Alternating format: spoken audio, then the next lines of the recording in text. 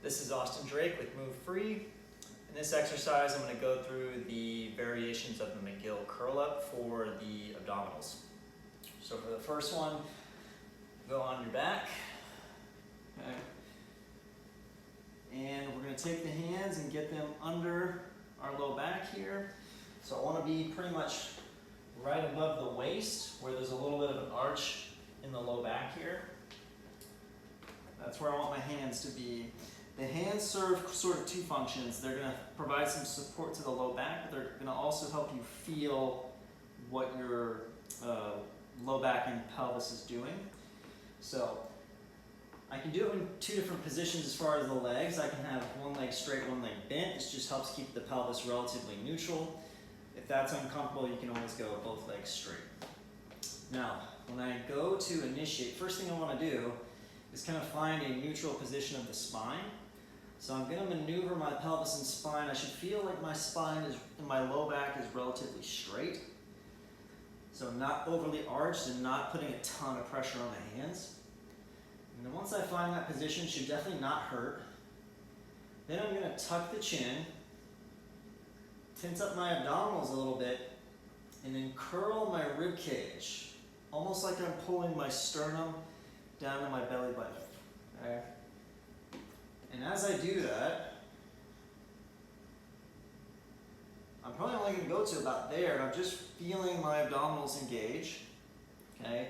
I don't need to go all the way up because that's just going to put extra stress on my low back.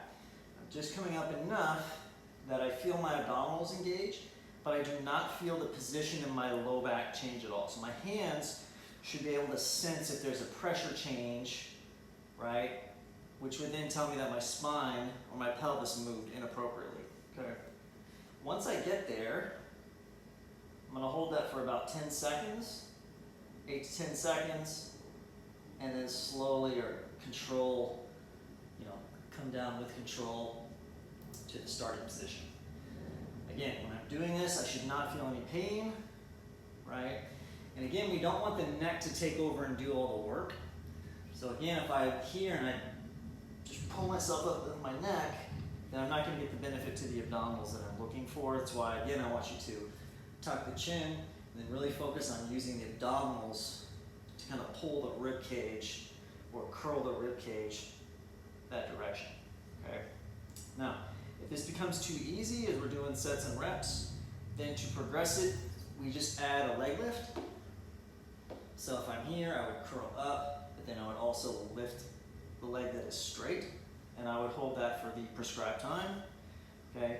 The progression from there is really just to go into a dead bug variation where I would have my legs up, arms. Again, maintaining my neutral position here, and then either doing same side, right, or opposite. And again, making sure as I'm moving my arm and leg that the spine stays in a relatively neutral position. Okay? And that would be the McGill curl up variations.